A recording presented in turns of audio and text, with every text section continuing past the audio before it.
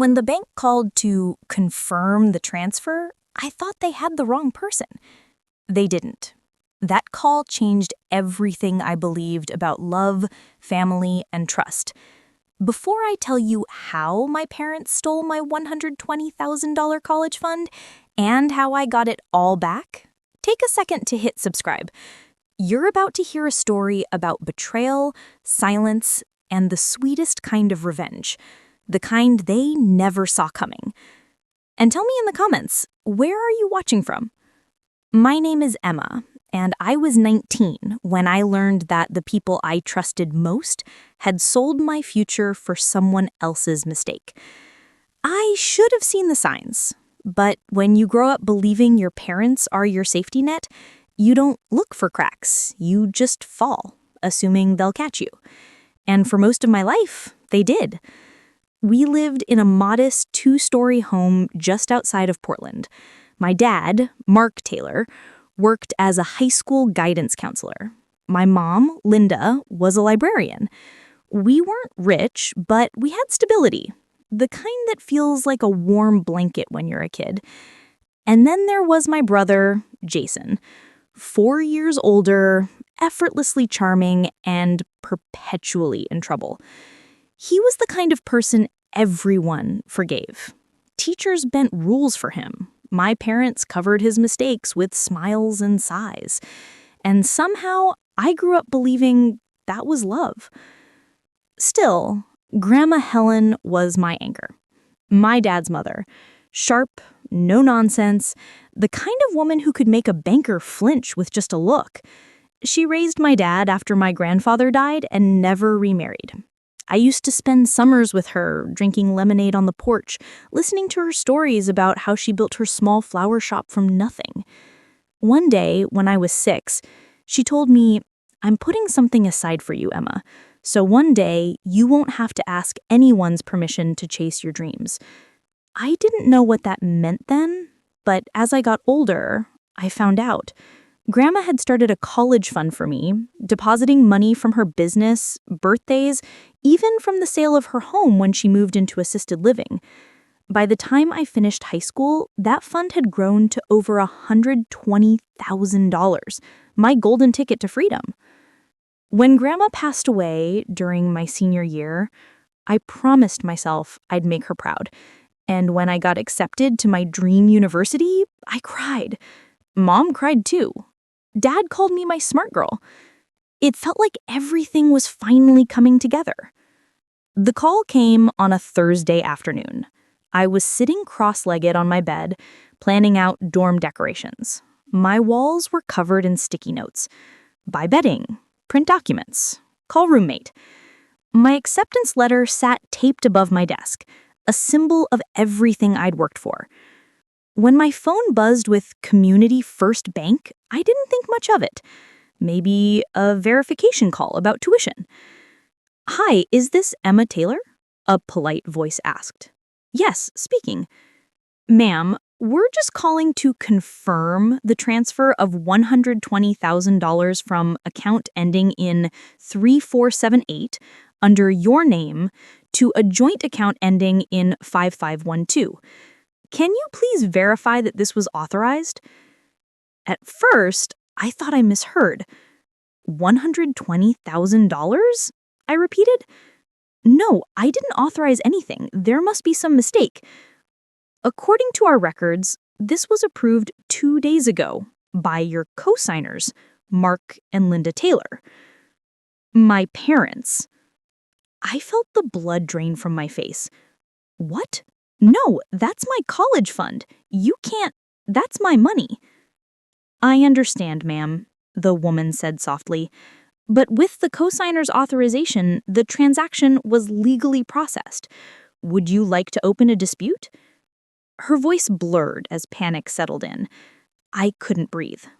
When I finally managed to hang up, my hands were shaking so badly I almost dropped the phone.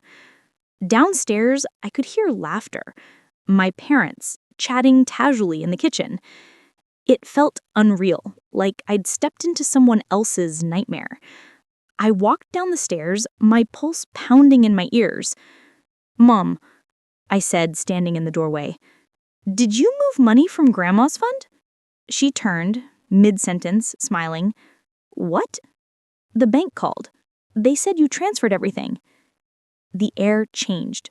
My dad's expression stiffened. My mom's smile faltered. Dad was the first to speak. Emma, we were gonna tell you. When? I snapped. Mom sighed, rubbing her temples. Sweetheart, your brother was in a terrible situation. He owed money to dangerous people. Jason, are you saying, I whispered, that you used my college fund, Grandma's money, to bail him out?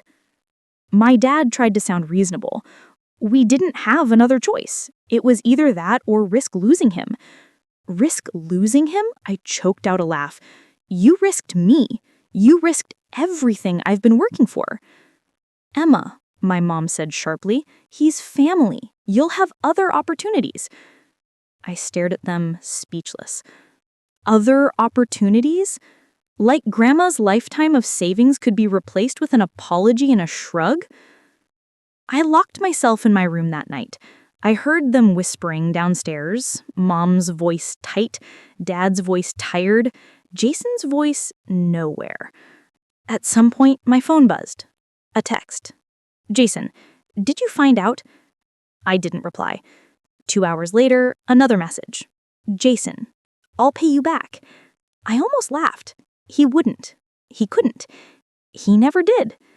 That night, I sat by my window staring at the stars. I thought about Grandma, about how she'd trusted them, about how she'd probably told them to look after Emma's future, and they'd translated that into take it for Jason's mess. The next morning, I called the bank again. I explained the situation, begged for help, tried to sound calm, but the representative's voice was apologetic. I'm sorry, Miss Taylor. Since your parents were co-signers on the account, they had equal access. The transaction was legally processed. Legally authorized, I repeated. The words felt like poison. That phrase would stay with me for years, because legal didn't mean right. Over the next few weeks, I moved through life like a ghost. My college acceptance letter sat untouched on my desk. Every time my parents asked about move-in dates, I gave one-word answers. Eventually, they stopped asking. Jason came home one evening with that same guilty look, the one that probably got him out of trouble 100 times. Em, he said quietly, you don't understand. They were going to hurt me. I didn't know what else to do. Did you even ask me? I whispered. He blinked. What? Did you ask me before taking my future? Before you dragged Mom and Dad into it? His silence was answer enough. I'll fix it, he said finally. I'll make it right. No, I said softly. You won't. By August, I had made my decision. I wasn't going to college. Not yet. Not like this. I took a job at a local diner, nights and weekends, and started saving every dollar I could. My friends left for their campuses, posting photos in dorm rooms, smiling with their new roommates. I pretended to be happy for them. But every night I'd come home to the same house that betrayed me. Mom tried to act like nothing had happened. Dad tried to justify it. Jason avoided me entirely. And I realized something. Silence hurt them more than anger ever could.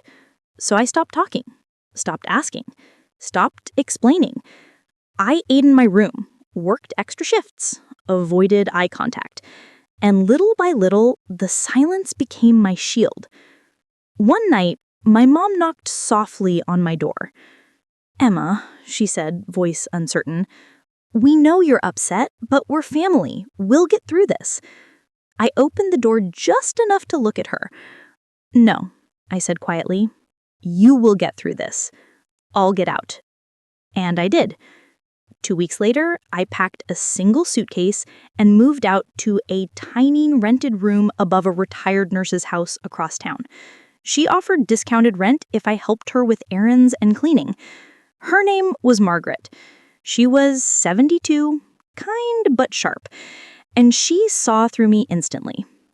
"You look like someone who's been betrayed," she said one night as we washed dishes together. I froze. "What makes you say that?" She shrugged. "I've seen that look before. It's the look of someone who's still holding the broken pieces, trying to decide whether to cry or cut someone with them." I smiled weakly. "Maybe both." She chuckled. "Then make sure you cut clean." That was the first time I laughed in months. Under Margaret's roof, I learned what peace felt like. Not happiness, not yet, but peace. She taught me how to live simply, how to take pride in small victories, a saved dollar, a good night's sleep, a quiet morning coffee. And slowly, something inside me began to shift. I realized I didn't need to yell to make noise.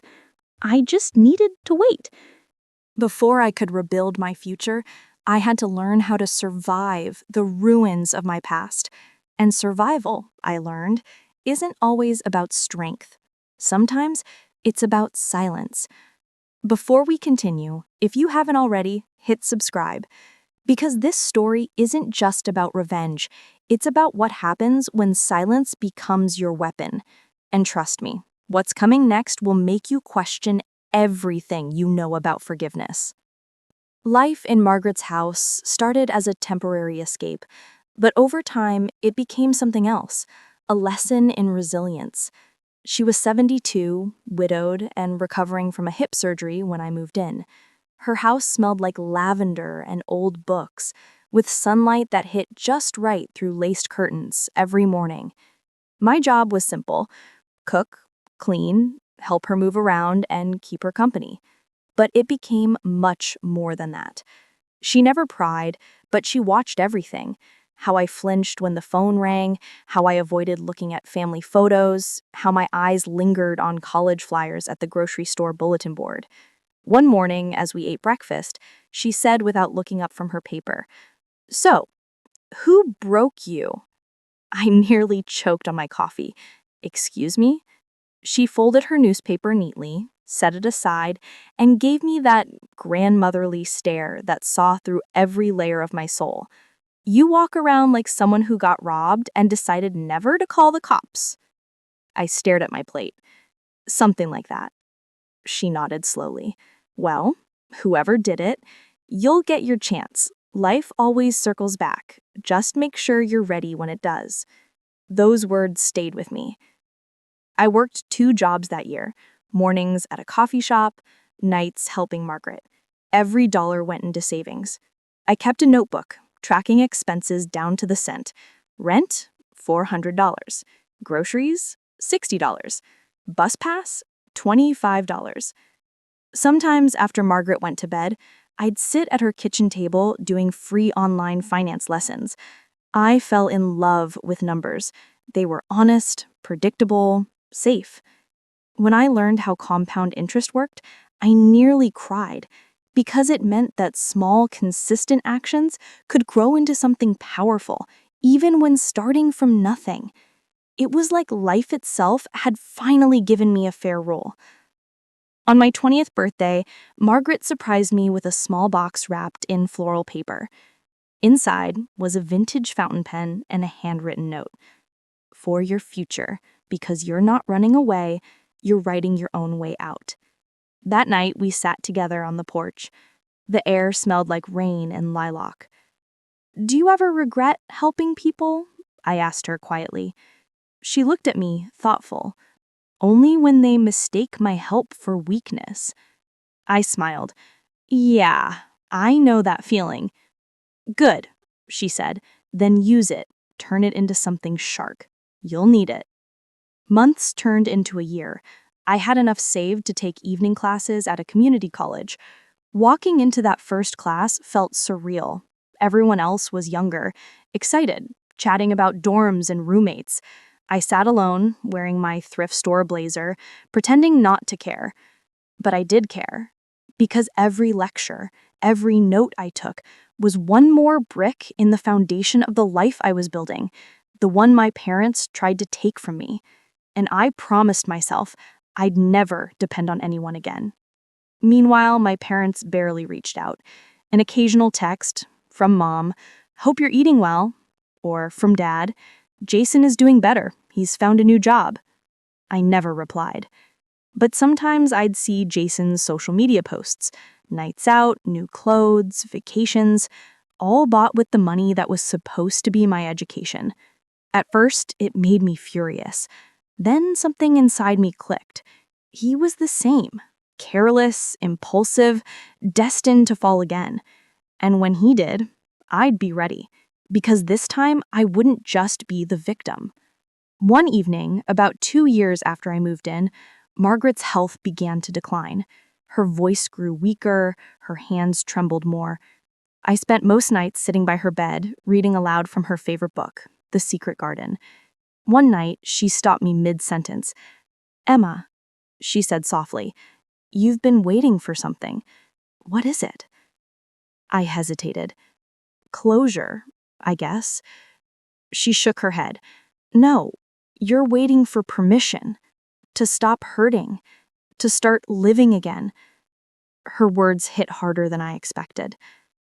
"Then what if I told you you don't need permission?" She whispered. Tears filled my eyes. "I wouldn't believe you." She smiled faintly. "Then prove me wrong." That was the last real conversation we had. She passed away 3 weeks later. The day of the funeral, the house felt impossibly empty. But when I got home, I found an envelope on my bed. It was addressed in her handwriting, "For Emma."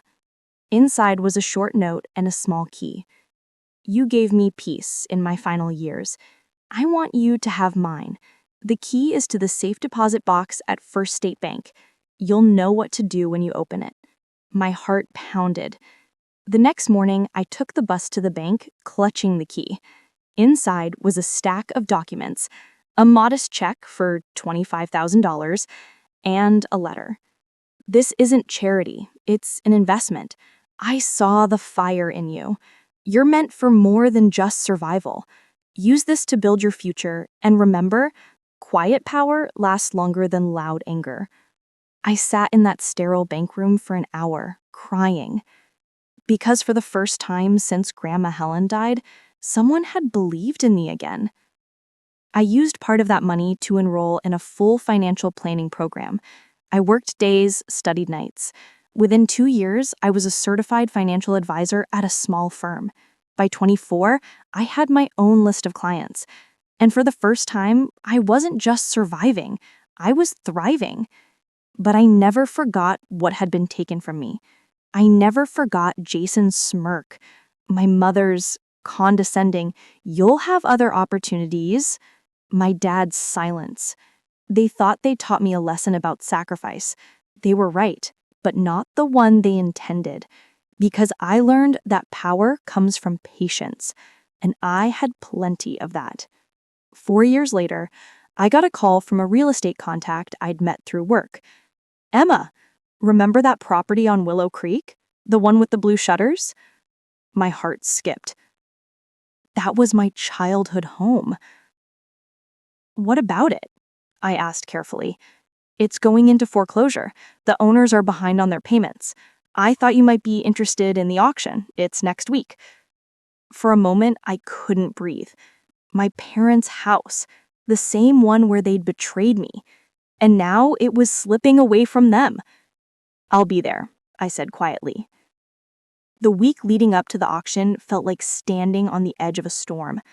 Every night I imagined their faces when they realized the anonymous buyer of their home was me. But I didn't want drama. I wanted justice, quiet, clean, and legal. I formed an LLC, HE Holdings. HE stood for Helen and Eleanor, Grandma and Margaret, the 2 women who'd taught me how to be strong in silence. I went to the auction with my hair tied back, a navy suit, and a calm smile. The room was full of investors, whispering numbers and flipping through papers. When the auctioneer announced the address, 412 Willow Creek Lane, my hand didn't even tremble. Starting bid, $180,000. I raised my card. 200. He countered. 210. I didn't blink. 230. He hesitated, then lowered his card. Sold, the auctioneer said, gavel hitting the podium, to H.E. Holdings.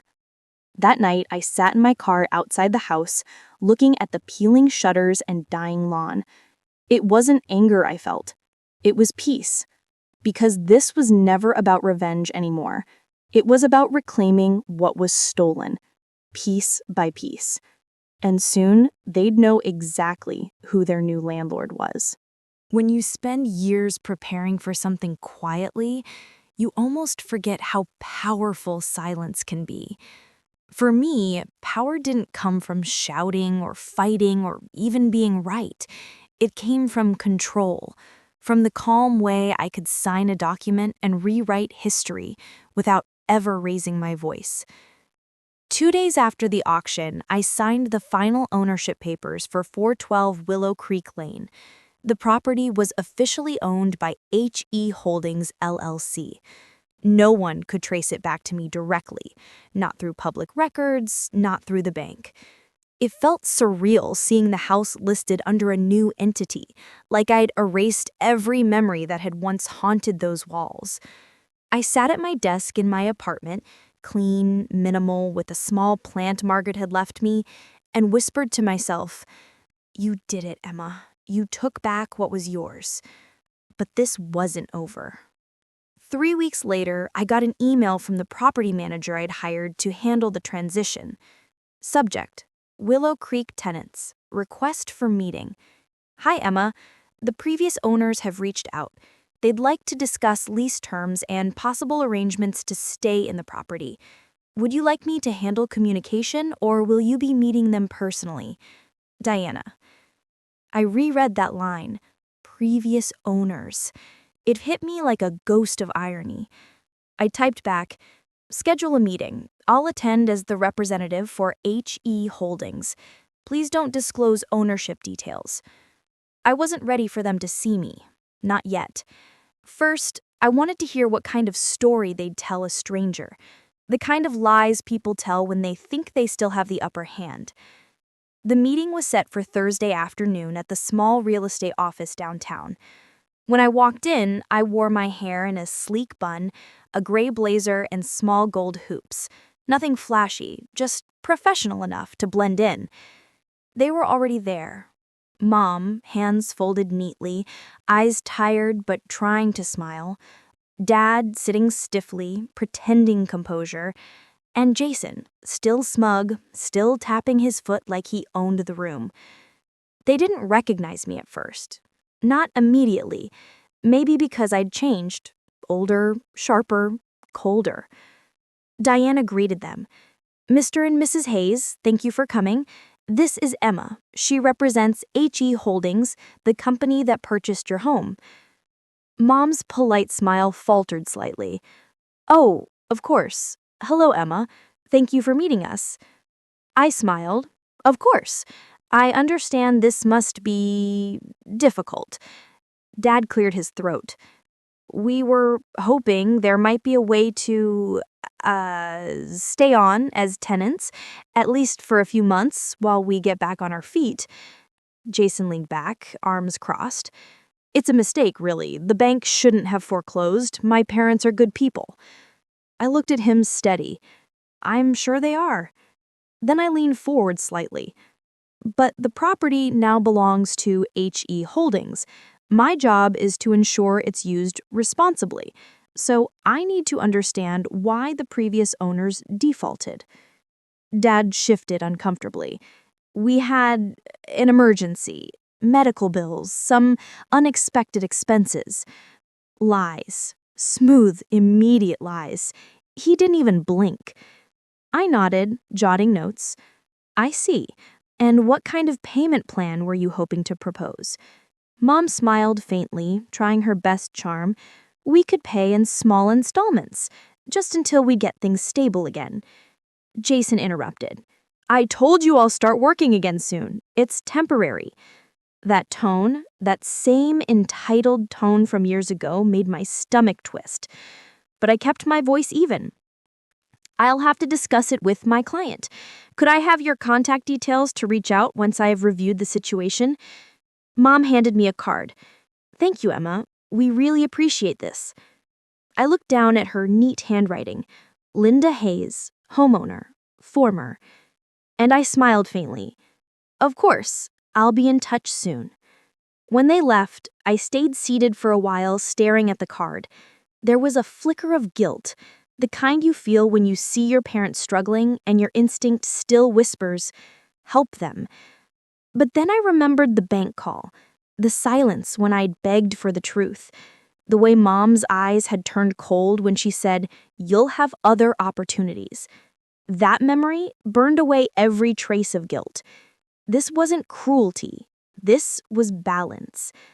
That night, I couldn't sleep, so I sat at my desk going through old documents I'd kept, the one with my name on the original college fund account, the withdrawals signed by Dad, the loan transfer with Jason's initials. Every detail I'd buried away had now become evidence, not for court, but for clarity. I whispered to myself, they wrote this ending the day they emptied that account, and now I was just finishing the story. A week later, I scheduled another meeting. This time, it was at the house itself. Diana said she couldn't make it, so I went alone. I told myself I was doing it for closure, but deep down, I wanted them to see me. When I pulled into the driveway, the house looked older, smaller somehow. The shutters still blue, the porch still cracked, but the warmth I remembered as a child was gone. Mom opened the door before I could knock. She froze. Her eyes widened. "Emma?" Dad appeared behind her, his face draining of color. Jason came to the doorway, confusion turning to shock. "Wait, what are you doing here?" I met them eyes, calmly. "Hi, I'm here to finalize the tenancy discussion for HE Holdings." Mom blinked rapidly. "HE? That's you?" I tilted my head slightly. "Helen and Eleanor. Two women who believed in me when you didn't." Silence. Thick. Unbearable. Dad finally spoke, voice shaking. "You bought the house?" "Yes." A pause. "I bought it legally, at auction, the same way you legally emptied my college fund." Mom stepped forward, her voice trembling. "Emma, we didn't have a choice." I held up a hand. "You had a choice. You just chose him." Jason looked defensive. "Hey, it wasn't like that." "It was exactly like that." I interrupted softly. "You gambled away your life, and they paid for it with mine." He looked away. Mom started crying quietly. Dad just stood there, defeated. I took a breath. "Here's what's going to happen." I handed them an envelope.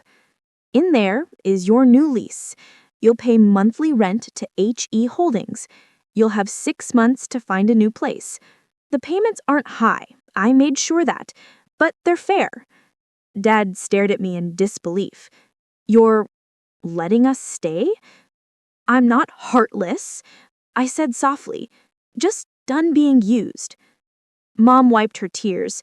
"Emma, please, we can talk about this. You don't have to." I met her gaze. "I already did what you taught me to do, Mom. I took care of family. Just not the way you expected." I turned to leave, but paused at the doorway. "Oh, one more thing." They looked up. "If you miss even one payment, I'll have to start eviction proceedings. Nothing personal, just business." Then I walked out, leaving them standing in the wreckage of their own choices. That night, I sat in my car a few blocks away, watching the house lights flicker on. Part of me wanted to cry. Another part of me, the quiet, tired part, just felt peace.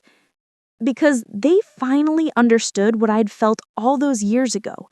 Helpless, small, out of control.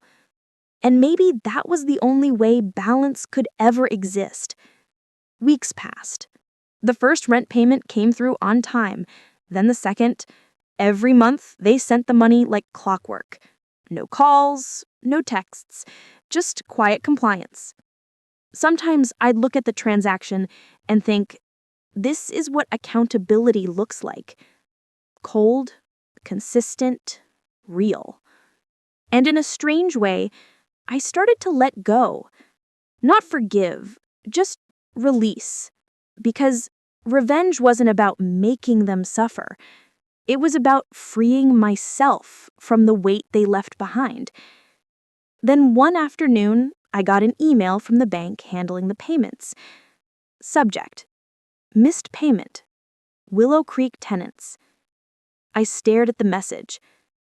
So, the silence was over. When the email came through, I almost laughed, not out of humor, but out of disbelief. After everything, they still hadn't learned. The subject line was simple: missed payment, Willow Creek tenants. It was like déjà vu. Years ago, they'd watched a different account fall apart, my college fund. Now they were watching the consequence of that same carelessness, one bill at a time. I clicked open the message.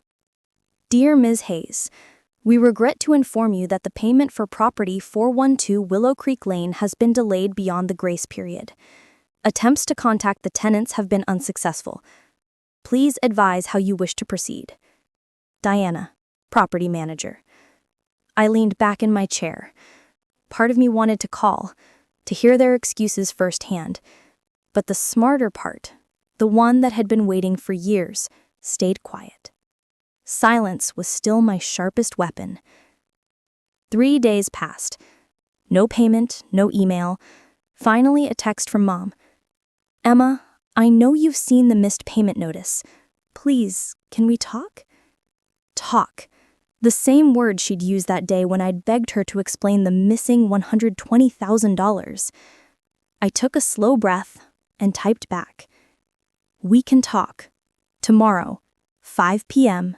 at the house. The next day, I parked across the street and watched them through the window before I knocked. The house looked smaller, sadder. The yard was overgrown, curtains half drawn, and for a moment I felt that familiar sting, the ache of what home used to mean. But when I saw Jason's car parked out front, that ache turned to resolve. I walked up and knocked.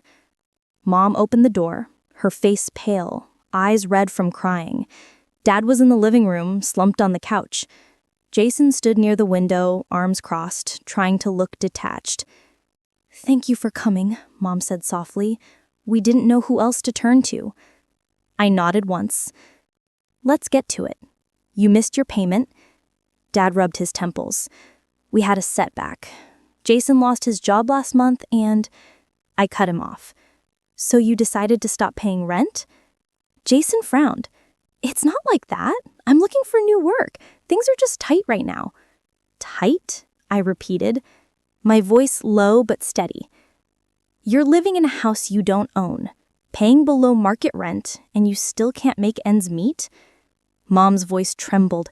Emma, please. We're trying.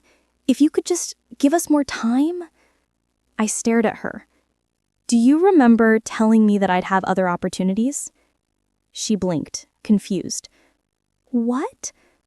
I said slowly, the day you emptied my college fund?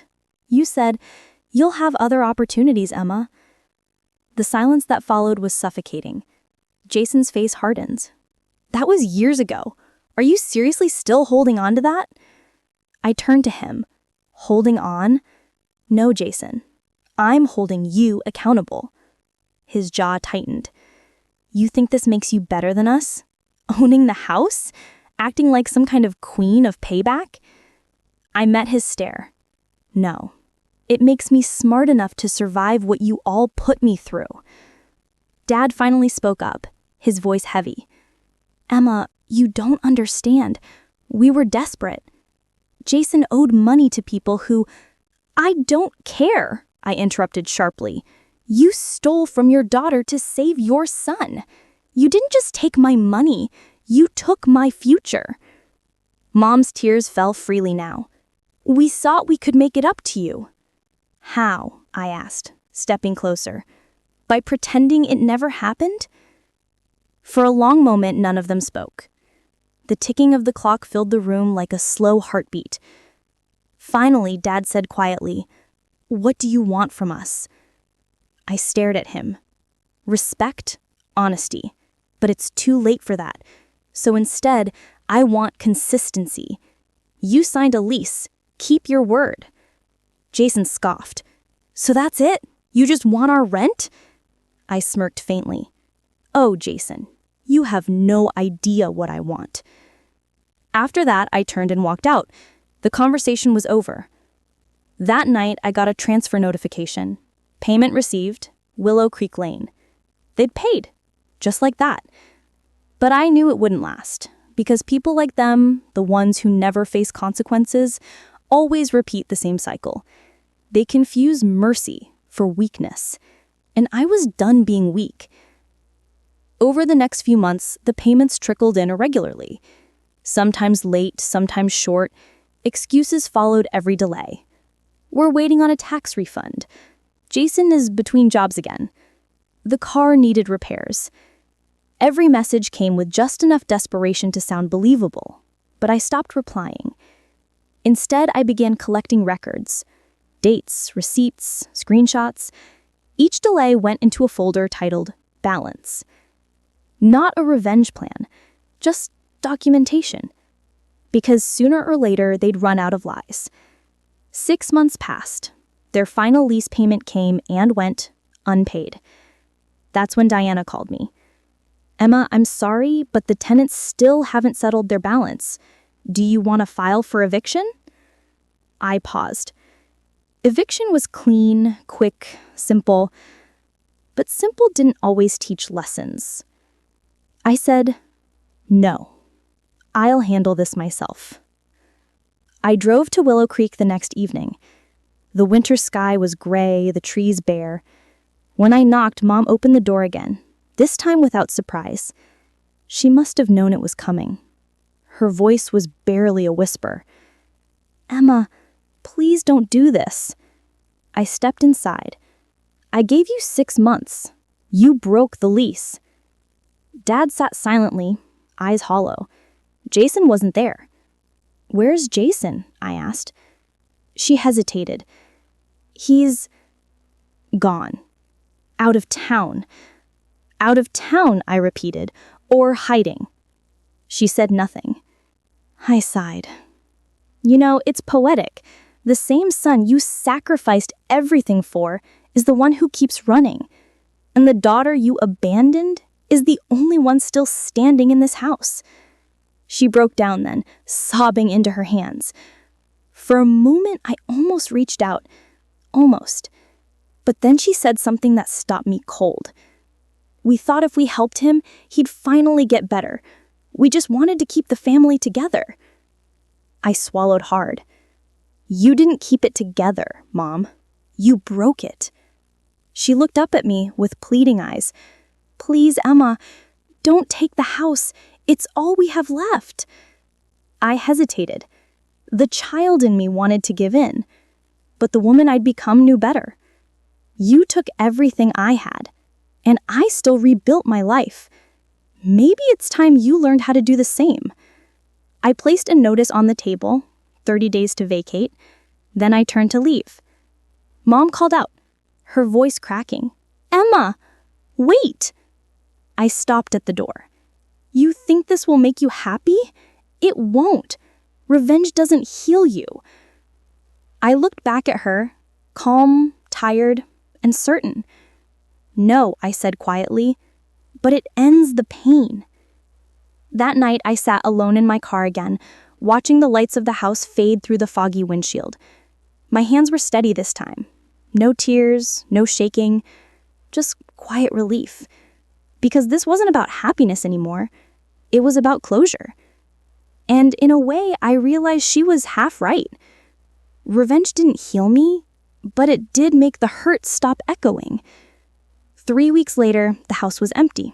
Their things were gone, curtains stripped, only dust and faint outlines on the walls where pictures used to hang.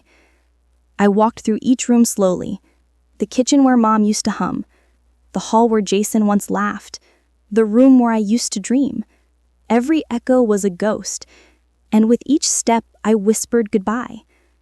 When I reached my old bedroom, I found something wedged behind the closet wall. A small wooden box. Inside was an old photo of me at 12, smiling beside my dad, holding a report card with straight A's. On the back in his handwriting, "For our Emma, the one who'll make us proud."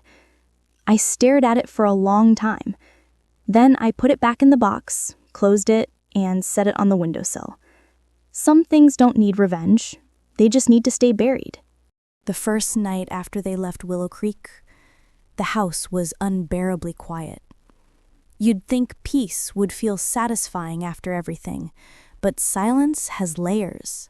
Some layers soothe you. Others remind you of what used to fill the noise. I walked through the empty living room barefoot, every footstep echoing against the hardwood.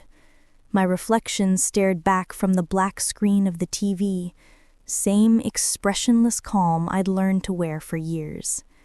But inside, something felt unfinished. Not regret, just a question that wouldn't stop whispering. Where did Jason go? A week later, the question found me. It came in the form of a voicemail from an unknown number. A man's voice. "Hi, this message is for Miss Hayes.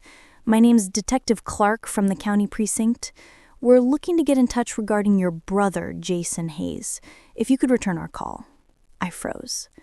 The message was short, polite, routine, but the tone, that measured neutrality police use when they don't want to alarm you, told me everything I needed to know. Something was wrong. When I called back, Clark answered immediately. "Miss Hayes, thank you for calling. I'm afraid your brother was involved in an incident last week." "What kind of incident?" I asked, my voice flat. He hesitated. "It appears he was found unconscious in a motel off Route 9. Overdose. We revived him, but he's currently in a rehabilitation facility under court supervision." I exhaled slowly. "So he's alive?" "Yes, ma'am," Clark said gently. "He's stable. But given the financial records we recovered, debts, transactions, some questionable loans, it's possible this wasn't an isolated event." I closed my eyes. Of course it wasn't. Jason's life had always been a collection of isolated events, strung together with excuses. I drove to the facility the next morning. The air smelled faintly of antiseptic and wilted flowers. A nurse led me down a quiet corridor lined with pale blue walls and closed doors. When she stopped, she gestured gently. "He's alert, but still processing. Keep it short." Inside, Jason sat by the window, looking smaller than I'd ever seen him before. No cocky grin, no arrogance, just deflated. He turned when I entered. His eyes widened. "Emma?" "Hey," I said softly. For a long moment, we just looked at each other. Two people connected by blood, but divided by everything else. He laughed bitterly. "You're here to gloat?" I shook my head. "No, just to understand." "Understand what?" His voice cracked. "That I screwed up again? That Mom and Dad are homeless because of me? You got what you wanted, Em. You won." I sat across from him. This wasn't about winning. He stared at me. Then what was it about? I thought about that for a second. Really thought. "It was about ending a story I didn't write," I said quietly. "You all decided who I'd be. The quiet one, the backup plan, the one who could afford to lose everything because she'd figure it out. I just decided to stop letting you write my ending." Jason looked down at his hands. "You think I don't hate myself? You think I don't remember how they begged me to change? I never asked them to take your money." I tilted my head. "Didn't you?" He hesitated. "I didn't know where it came from until it was too late." The air between us went still. "Then why didn't you ever give it back?" He didn't answer. He didn't need to. Before I left, he looked up at me one last time. "Emma," he said quietly, You think all this revenge, it fixes anything? I met his tired gaze. No, but it reminds people what breaking trust costs. He nodded slowly. Then, I guess we both learned the price. I turned to leave, and for once, he didn't stop me. Back home, I couldn't sleep. His words echoed in my head, not because they made me doubt my choices, but because they forced me to look at the wreckage behind them. My family wasn't evil, just broken in a way that taught betrayal before accountability, and I'd become the mirror that showed them what they'd done. The difference was, I didn't look away. A few days later, I got another letter, this time from the bank. It was regarding the Willow Creek property. I opened it expecting a statement. Instead, it was a notice of potential buyers. Apparently, my LLC had been approached by a developer interested in purchasing multiple foreclosed lots, including Willow Creek. It wasn't part of the plan, but the irony was impossible to ignore. The same house they'd once owned, the one that I had quietly taken back, was now valuable again. I could have sold it for a huge profit, but something in me paused. Maybe it was the memory of that photo I found in the closet, or maybe I was just tired of turning pain into currency. I called the agent and said, "Not for sale." That weekend, I visited Mom and Dad at the small rental apartment they'd moved into. The building was old, creaky floors, peeling paint, but it was clean. They'd started over. Mom opened the door, startled to see me. "Emma," she whispered, "you came?" "I did," I said simply. "Can I come in?" Dad stood up from the couch, cautious but polite. They looked older, fragile even, like the years had caught up all at once. I placed an envelope on the coffee table. Mom frowned. "What's this?" Something I wanted to give back. She hesitated, then opened it. Inside was a check for $120,000. Her eyes widened. "Emma, what is this?" I said, "My college fund. The one you spent. I rebuilt it." Dad blinked confused. "Why would you give this to us?" "I'm not," I said. "It's not for you. It's for the next Emma, the one who'll get overlooked in someone else's story. I've set up a scholarship fund under Grandma Hayes' name for girls who lost their chance because of family debts." Mom covered her mouth, tears streaming. "You're not forgiving us, are you?" she whispered. I shook my head. "No, I'm just making sure what you did stops with me." When I walked out of their apartment that evening, the sun was setting, painting everything in gold. It didn't feel like victory. It felt like release. The silence that followed wasn't heavy anymore. It was peaceful. Because for the first time in years, I wasn't reacting to pain. I was writing something new. That night, I drove back to Willow Creek one last time. I stood outside the house, my house, and looked up at the windows, glowing softly in the dusk. Then I whispered to the air, "This is where it ends. Not with shouting, not with vengeance, but with understanding. Because the best revenge, I'd learned, isn't making them hurt. It's showing them you healed without them. And maybe, just maybe, letting the silence speak for you." When you build your life on silence, you start to believe it protects you, that the less you say, the safer you are, that if you just keep your head down, the past will stay buried. But silence, I learned, doesn't erase truth. It preserves it, like an old letter waiting for someone brave enough to open it. 3 weeks after I handed my parents that envelope, my phone rang. It was an unfamiliar number from the Hayes Foundation, the small scholarship program I'd quietly set up. A woman's voice greeted me warmly. "Hi, Miss Hayes. I'm calling about the endowment you created. We're finalizing our press release and would love to include a short statement from you. Something about your inspiration or why this cause matters to you. I froze. Press release? Statement. Public. That wasn't part of the plan. I'd created the scholarship to quietly balance the scales, not to invite questions. But life, it seems, had other timing in mind. I cleared my throat. I wasn't planning to make it public. The woman chuckled kindly.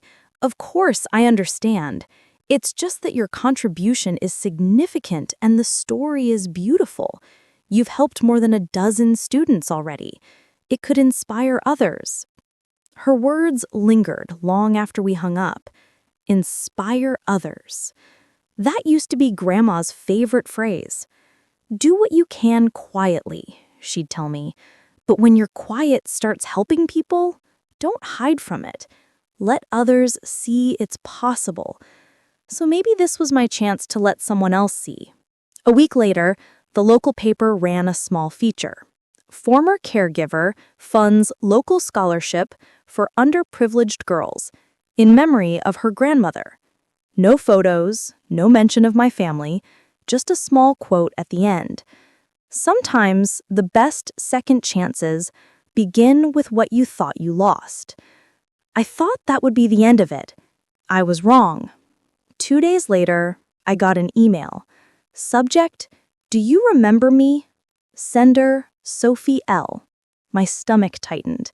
Sophie Lawrence, Jason's ex-girlfriend. I hadn't spoken to her in nearly 8 years. Hey, Em, I saw the article. I wasn't sure if it was really you until I read the quote. Congratulations. It's incredible what you've built. I don't know if you care to hear this, but Jason's out of rehab. He's been trying to make amends. Said he wanted to talk to you. He asked me to reach out in case you'd blocked his number, which I'm guessing you did. He's changed, Em. Really. Maybe it's time you two talked. I stared at the screen. Jason? Changed? My instinct was to delete the message, but my hand didn't move. Maybe curiosity still had its claws in me. That night, I couldn't sleep. I sat on my balcony with a cup of tea, staring out at the city lights. So much had changed. And yet the thought of Jason, the same brother who'd cost me my future, still made my chest ache in a way I couldn't quite name. Not anger, not pity, something quieter. Closure, maybe. A week later, I met him at a small diner halfway between our towns, neutral ground. When I walked in, he was already there, clean-shaven, thinner, eyes clearer than I remembered. Hey, Em, he said softly. Jason. He smiled nervously. You look good, really good. I said too because it felt polite. For a moment, neither of us spoke. Then he slid a folded piece of paper across the table. I wanted to show you something. I opened it. It was a certificate of completion, addiction recovery program, signed and dated 3 months ago. Congratulations, I said quietly. That's a big deal. He nodded. Yeah, it's not easy, but I'm doing the work. Got a job at a local auto shop, rent's paid, no more betting, no more shortcuts. I studied his face. He meant it. Then he looked up at me, hesitant. I saw the article. Of course you did, I said softly. He exhaled. I always wondered how you managed to turn out like this after everything. You didn't just move on, you rebuilt yourself. I smiled faintly. That's what happens when no one's left to catch you. He nodded slowly. I know, and I'm sorry. I mean that. For the first time, it didn't sound rehearsed. We talked for nearly 2 hours. About life, about Grandma, about mistakes. And for once, I didn't feel that old bitterness twisting in my chest. When we stood up to leave, he reached into his jacket and handed me a small envelope. What's this? Something I wanted to return. Inside was a torn photograph. Me and him as kids sitting on Grandma's porch, grinning with popsicles. The same photo Mom used to keep on her fridge. He said, "I found it in my old things. Figured you should have it." I looked at him, speechless. It was such a small thing, but somehow it meant everything. The next day, I drove back to Willow Creek with that photo sitting on the passenger seat. The house stood quiet under the early morning sun. I walked up to the front porch, opened the door, and stepped inside. Dust motes swirled through the air, catching the light like tiny stars. I hadn't changed much about the place, just restored what time had taken. It looked like Grandma's home again. I hung the photo on the wall above the fireplace.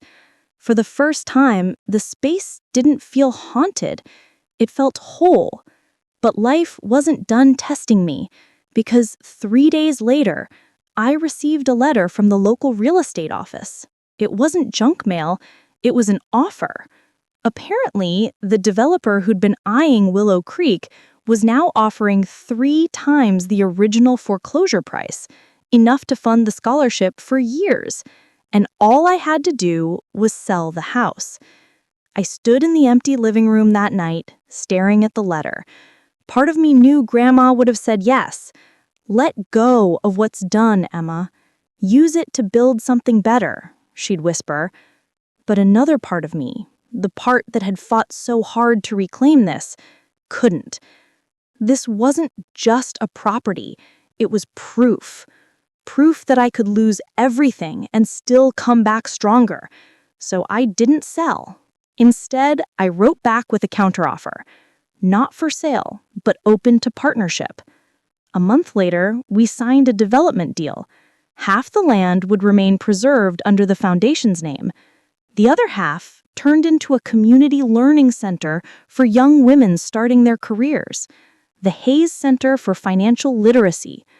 I remember standing in front of the blueprint that day, tears stinging my eyes. All those nights scrubbing floors, counting change, and whispering, "One day," under my breath. This was it. One day had arrived. A local journalist reached out again for a follow-up interview. I hesitated at first, but eventually said yes. Not for fame, for closure. The interview was quiet, simple. At the end, she asked, "If you could say one thing to your younger self, the girl who lost her college fund, what would you say?" I smiled. I'd tell her this: sometimes the people who take everything from you are just handing you the blueprint to build something better. You just have to stop waiting for them to fix it. That night, when I got home, there was a voicemail waiting for me. Mom's voice, soft, hesitant. "Emma, we saw the article. The foundation, the center, it's beautiful. Your grandmother would have been so proud. I don't expect forgiveness, but I just wanted you to know, we're proud too." I listened in silence. For once, her voice didn't make me flinch. Instead, I whispered, "Thank you," into the quiet. Not to her, but to myself. Because revenge had done its job. It had leveled the past. But healing built what came next. And that, I realized, was the sweetest victory of all. It's strange how quickly success turns you into a symbol. One day you're invisible, a name on a forgotten bank account. And the next, people speak about you like a headline. "Local woman rebuilds her future after family betrayal." Hayes Foundation opens doors for dozens of students. The story spread further than I ever expected. Every retelling softened the truth a little more, made it sound heroic instead of what it really was, survival disguised as grace. And while strangers saw an inspiration, my parents saw a lifeline. It started with small gestures, a card in the mail. "We're proud of you." Then an email. "Could we visit the center?" Then a call. Mom's voice on the line again. "Emma, sweetheart, I know we've made mistakes, but your father isn't well. The stress, It's catching up with him. Maybe we could see each other just once." Her words were soft but strategic, wrapped in guilt and gentleness, the way only a parent can. And even after everything, a part of me, the same part that still missed Sunday mornings in that old kitchen, almost said yes. Almost. But I had learned something about almost. It's how guilt gets in the door. Still, the next day I found myself driving toward the old neighborhood. Not to visit them, just to look. Their new apartment complex sat behind a faded grocery store, small but clean. A single pot of geraniums sat on the balcony. Mom's touch, always trying to bring color where it didn't belong. I parked across the street and watched for a while. Then, I saw them. Dad came out first, slower now, his back a little bent. Mom followed, holding his arm. For a moment, they looked like any aging couple, quiet, ordinary, surviving. I could have rolled down my window, could have called out, but I didn't. Because forgiveness isn't about erasing what happened. It's about knowing you could open the door and choosing not to, this time.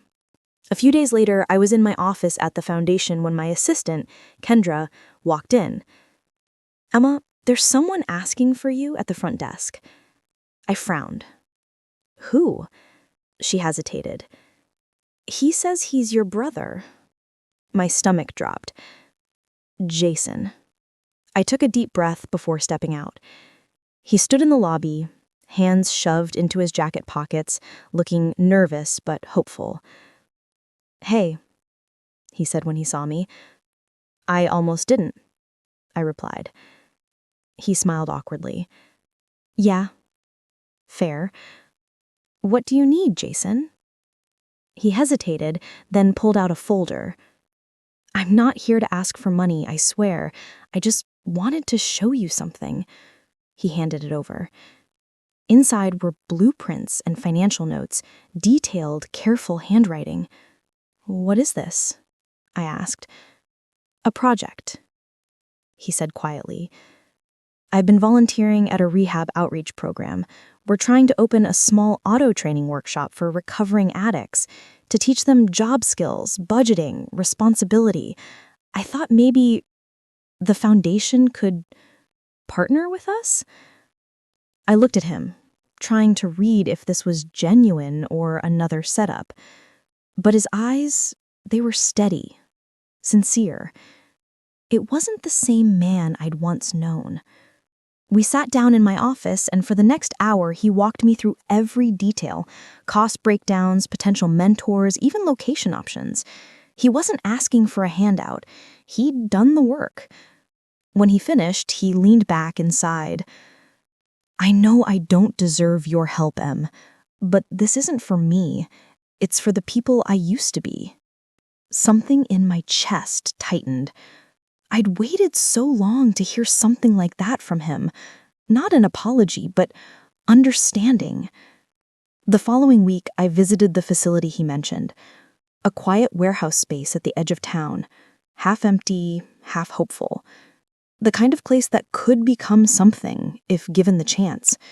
Jason greeted me there, covered in grease, helping a young man replace a tire. "Didn't think you'd actually come," he smiled sheepishly. "I didn't either," I admitted. He laughed. "That's fair." The sincerity in his laughter, it disarmed me. Maybe this was the closure I hadn't known I needed. Later, I approved a small grant for the program, under one condition. The funding had to be tied to accountability: quarterly reports, financial transparency, and community impact reviews. Jason didn't argue. He signed immediately. That was the difference between the old Jason and the man sitting before me. The old one took what wasn't his. The new one wanted to earn it. A few months passed. The program grew. Students were learning, finding work, rebuilding lives. And for the first time, our names, Hayes, were being spoken with respect again. But peace has a way of stirring ghosts. One morning, I got an email with no subject line, just a scanned newspaper clipping attached. The headline read, "Hayes family reconnects through daughter's foundation." Below, it was a photo of me, of Jason, and behind us in the crowd at a recent event, Mom and Dad, smiling, like they belonged there. My breath caught. They hadn't spoken to me. They hadn't even reached out. But there they were, standing in the background of my life again, smiling for cameras they didn't earn. My phone buzzed with another message, this time from a reporter. "We'd love to do a full feature on the Hayes family. Such a beautiful story of reconciliation. Could we schedule an interview with all of you?" All of you. That phrase hit me like a match against dry kindling. They were using it, my story, my work, my healing, to repaint themselves. And suddenly, the silence I thought was strength felt like complicity. I called Jason. "Did you know about the photo?" He hesitated. "Yeah, they showed up uninvited. I thought it was better not to make a scene." "Jason?" "I know, Em. But they're trying. Dad's really sick. Mom's doing her best to—" I cut him off. "They can try somewhere else." The line went quiet. "Don't shut them out forever, Jason. They're old, Em. Time's running out." "Maybe," I said, "but that doesn't buy them redemption." And I hung up. That night, I sat alone in the foundation office, lights dimmed, staring at the wall of photos, the students, the volunteers, the progress. And in the center of it all, the family name, Hayes, a name that had once broken me, now standing for something good. But how long before they took that too? I closed my eyes, took a deep breath, and whispered, "Not this time." Because revenge wasn't just about punishment. Sometimes it was about boundaries, the kind no apology could cross. A week later, the newspaper ran another piece, this time written by me. Title, "What Forgiveness Doesn't Require." People love a redemption story. They love to believe every wound ends in reconciliation. But forgiveness isn't about rewriting the past. It's about owning it, fully, truthfully, even when it's ugly. My story isn't about making peace with betrayal. It's about building something stronger in its place. To those who took what wasn't theirs, I hope you find peace, but you won't find it here. The article went viral. Half praised me, half criticized me. But for the first time, none of it mattered. Because the truth, my truth, was finally out loud. And the silence that had once protected me, it finally stopped echoing. There's a kind of peace that comes right before a storm. The quiet that makes you realize you're about to do something irreversible. That's what it felt like when I turned into their driveway. The same cracked concrete, the same faded mailbox with our family name Hayes, barely legible anymore. I'd bought this house years ago, under an LLC, and now I was coming back not as their daughter, but as their landlord. It had been weeks since the article. No calls, no letters, just silence. Until last night, a message from Mom. "We need to talk, please. Don't come as our landlord. Come as our daughter." I sat with that message for hours, read it again and again, and then I realized that's exactly what I needed to do. Not for them, for me. Because sometimes closure isn't found in forgiveness. It's found in saying out loud the things you were forced to swallow. The door opened before I even knocked. Mom stood there, her face older, smaller somehow. "Emma," she breathed, like the word itself hurt.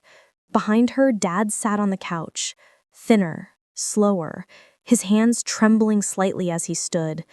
I stepped inside. The air smelled like old coffee and medicine. Mom gestured to the seat across from them. "Please, sit." I didn't. I stayed standing. "Why now?" I asked softly. "After everything." Mom exchanged a look with Dad. He cleared his throat, voice rough. "Because we're running out of time, Emma, and some things shouldn't stay unsaid." They talked for a while, about how the debt had swallowed Jason, how they'd panicked, how they'd convinced themselves I'd understand one day. Every excuse was dressed like a reason. Every reason smelled like guilt. Finally, I interrupted. "You knew," I said quietly. "You both knew what that fund meant to me. You knew what Grandma and Grandpa set it aside for.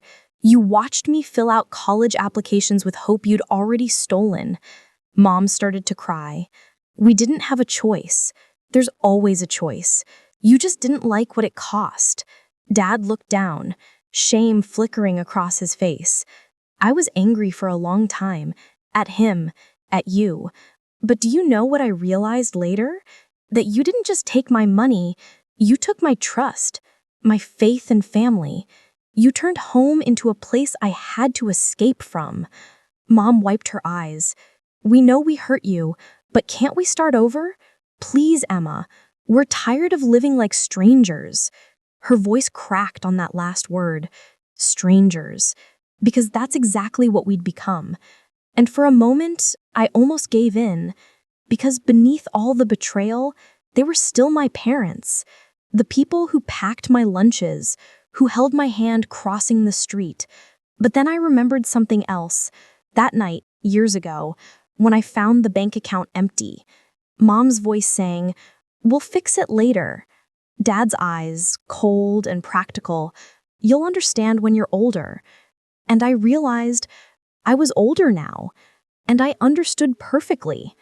I sat down finally, slowly. "You know," I said softly, "when I first bought this house, I thought maybe I'd find a little satisfaction watching karma do its work. But I didn't. Seeing you lose everything didn't make me happy. It just made me sad." Mom's tears came harder. "Then why? Why didn't you tell us? That it was you who bought the house?" I met her eyes. "Because I wanted you to feel what I felt. Powerlessness. To wake up one day and realize that someone else had made the choices for you." Dad whispered, "So this was revenge?" I took a long breath. "No, this was balance." The silence that followed was suffocating. Only the ticking clock filled the space between us. Then Dad said quietly, "We were proud of you, you know, even when we didn't say it. You did everything we couldn't. That's the problem. You could have, but you didn't." Mom reached across the table, her hand trembling. "Emma, we've lost so much already. Please, don't let pride take the rest." I looked at her hand, the same hand that used to brush my hair before school, and I felt something shift inside me. Not forgiveness, but finality. I'm not here out of pride. I'm here because I need to say this. And then I'm done. They both looked at me, eyes glassy, waiting. "I don't owe you money anymore. That debt. Stop hiding behind guilt. Start living with what you did. That's your real consequence." Mom's voice broke. "And you? What about you, Emra?" I smiled faintly. "I already served my sentence, the day I decided not to hate you anymore."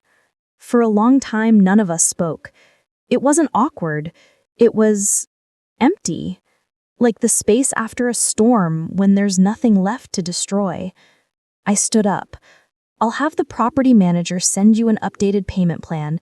You can stay as long as you keep up with it." Mom stood too, desperate. "Emma, wait." I turned to her. "I did wait, Mom, for years." Then I walked to the door.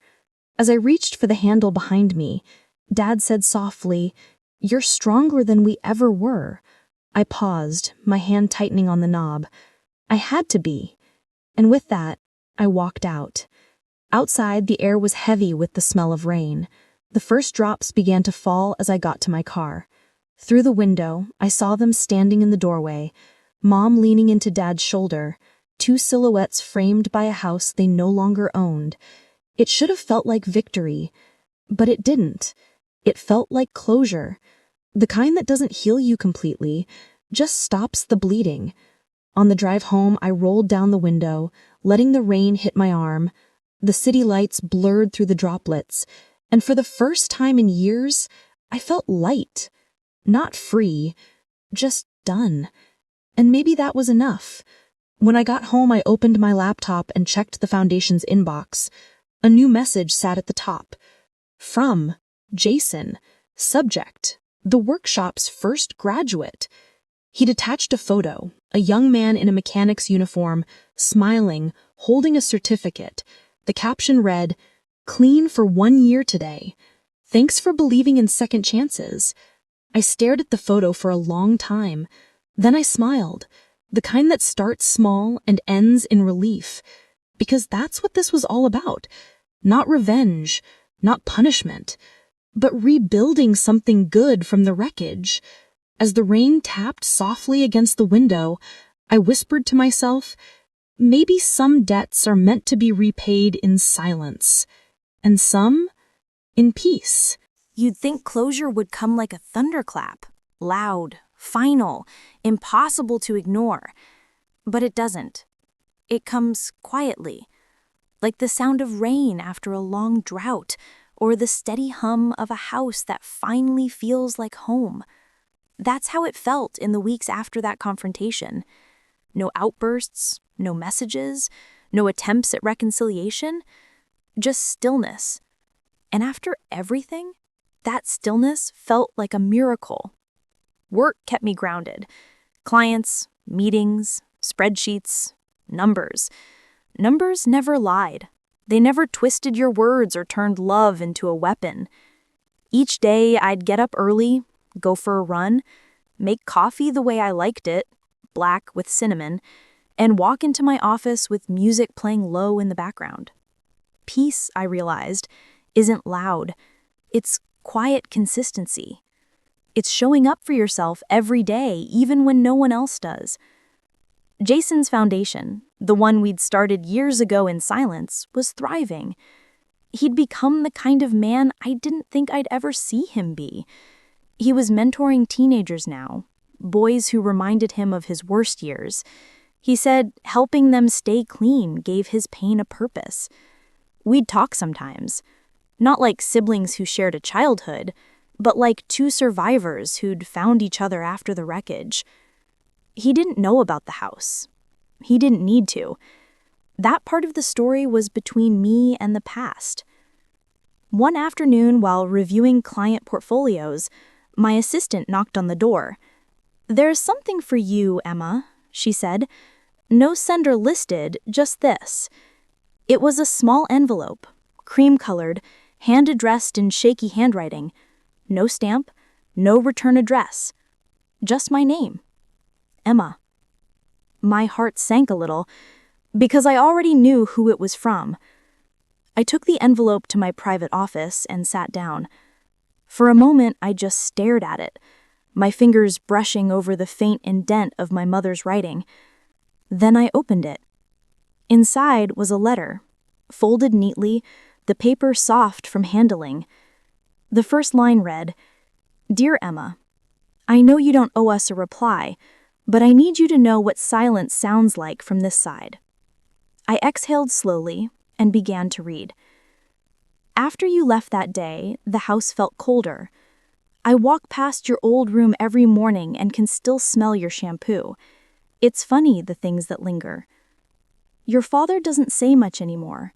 He watches the news in silence, nods at neighbors, and sometimes stands by the front door like he's waiting for something that's never coming. We're making our payments on time. We keep the house clean, even though it doesn't feel like ours anymore. Maybe because, in truth, it never really was. I think I finally understand what you meant that day. That forgiveness isn't something you give to make others feel better. It's something you give to yourself when you're ready to stop bleeding. I paused there. That line, when you're ready to stop bleeding, it hit me harder than I expected. Because that's exactly what this whole journey had been. Bleeding quietly, rebuilding quietly, healing quietly. Mom had finally found her way to that truth too. The letter went on. We still have your photo in the hallway, not because we're pretending nothing happened, but because it reminds us that love doesn't vanish when you make mistakes. It changes shape. I don't expect you to visit. I don't even expect you to respond. But if one day you ever drive by and see the porch light on, it's not a trick. It just means we're here. Not as the people who wronged you, just as two people who finally learned what losing you really meant. When I finished reading, I sat there in silence for a long time, the kind of silence that doesn't demand anything from you. No tears came, not out of anger, not out of forgiveness, just quiet understanding. I folded the letter carefully and slid it back into the envelope. Then I tucked it inside a drawer, not to hide it, but to keep it somewhere safe. Because sometimes keeping a piece of the past doesn't mean you're stuck in it. It means you've made peace with it. That evening, I met Jason for dinner at a little cafe by the river. He was in his element, laughing with the staff, showing pictures from the workshop, talking about the next community project. When he sat down, he grinned. "You look lighter," he said. I smiled back. "Maybe I am." He nodded towards the folder I'd brought. "More work?" "Something like that," I said. Inside the folder were property papers, not for the old house, but for a new one. A small building near downtown, perfect for expanding the foundation. I slid the folder across the table. "It's yours. The organization's, no strings." His jaw dropped. "You're serious?" I nodded. "You said helping others gave your pain a purpose. I think it's time that purpose had a home." He looked down, blinking hard. "Emma, I don't even know what to say." "Then don't say anything," I said softly. "Just use it well." He reached across the table, squeezing my hand. "You know, for someone who claims she's not good at forgiveness, you're pretty terrible at revenge, too." I laughed, the first real laugh I'd had in months. "Yeah," I said. "Guess I'm better at peace." Later that night, when I was driving home, the city lights reflected in the river beside me. It was the same route I'd taken so many times before, but tonight it felt different. Lighter. Clearer. And when I passed the old street where our family house stood, I slowed down. The porch light was on. For a moment, I thought about stopping, about walking up the driveway, knocking on the door, and saying something, anything. But I didn't, because some goodbyes don't need to be said out loud. Some are better whispered to yourself in the quiet hum of a car, windows down, heart steady. So I whispered, "Good night, Mom. Good night, Dad." And I kept driving. That night, I slept without dreams. No ghosts of the past, no voices of guilt, just stillness, just peace. The next morning, I opened my laptop, clicked New Document, and started writing something I'd been meaning to for a while. The Silence Fund, a program to help young adults rebuild their lives after financial betrayal by family. Because no one should have to start from nothing alone. And maybe, just maybe, that was my full circle moment. I wasn't the girl whose fund was stolen anymore. I was the woman who learned how to turn loss into legacy. Sometimes revenge doesn't sound like anger. Sometimes it sounds like hope. And sometimes it just sounds like silence, finally making sense. 5 years have passed. 5 years since the porch light, since the letter, since the silence between us became something softer, not cold, not cruel, just real. If you had told me back then that peace would ever feel like this, like quiet mornings, warm coffee, and a purpose that doesn't come from anger, I would have laughed. But peace doesn't announce itself. It just arrives. One morning you wake up and realize you're not waiting for an apology anymore. You're not chasing closure. You've already built it. My name is still on the deed to that house, but I haven't been back in years. The tenants, my parents, still live there. They've made their payments faithfully, every month, sometimes early. It's strange, isn't it? The people who once took from me learned how to give because they were forced to understand the cost of taking. I don't monitor them. I don't need to. But every year, on the anniversary of the sale, I get a single envelope in the mail. No name, no return address. Inside, a check. Always for the exact amount of that month's rent, and a handwritten note that simply says, "Thank you for the roof over our heads." Nothing more, nothing less. And that's enough.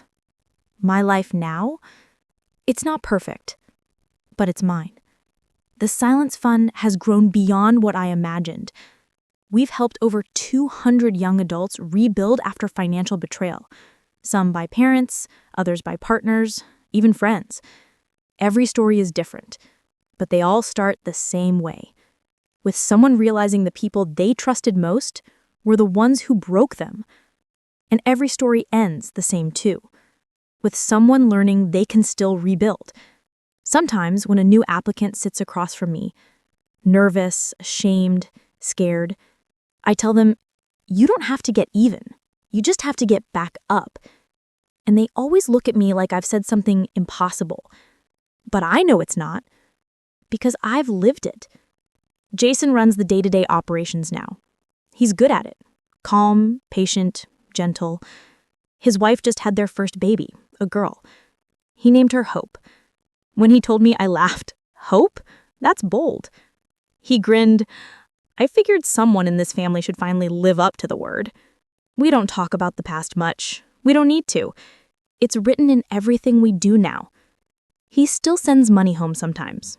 Small amounts, quietly, without making a show of it. And every time he does, I see a glimpse of the brother I wished I'd had back then, the one I thought I lost forever. Every once in a while, I drive down that old street again. Not out of guilt, just curiosity. The house looks smaller now. The paint's been redone, the yard trimmed. There's a swing on the porch, a new one. Fresh wood, bright ropes. I imagine Mom sitting there with a cup of tea, Dad beside her, reading the paper. I don't stop the car. I just slow down. Because I don't need to go back inside to know what forgiveness looks like. Sometimes it looks like distance, sometimes it looks like time, and sometimes it looks like peace from afar. Last spring, I got another letter. Same cream paper, same handwriting, but this one was different. It said, "We're selling the house. We've paid every penny we owed. The bank says we're clear, but we don't want to go without saying this. Thank you, Emma, for teaching us that peace is something you earn, not something you ask for." Attached to the letter was a check for $120,000, the same amount they once stole, the same amount that started everything. I sat there staring at it. My hands were shaking, not from anger, not from grief, from something else. Relief. Because life had finally come full circle. I didn't cash the check. Instead, I framed it behind glass next to the original savings account statement. 2 pieces of paper, 2 lifetimes apart. One taken, one returned. And in between them, everything I had to build, lose, and learn to get here. That weekend, I visited the foundation. The workshop was buzzing. Young people learning budgeting, credit repair, investment basics, the same things I taught myself once alone, by candlelight and willpower. A young woman approached me, nervous, twisting a bracelet around her wrist. She said, "Miss Hayes, I just wanted to thank you. My mom emptied my savings after my dad died. I thought I'd never trust anyone again. But your program, it saved me." I smiled gently. "You saved yourself. We just handed you the map." She nodded, eyes bright, and for a moment I saw my younger self in her, the one who was lost, hurt, and determined to survive anyway. After she left, I walked to the big whiteboard in the hallway, the one where every graduate leaves a message. There were hundreds of signatures, each one a tiny victory. At the bottom, someone had written in blue marker, "We are not what they did to us." I traced the words with my fingers and felt that truth settle deep inside me. We are not what they did to us. We are what we build after.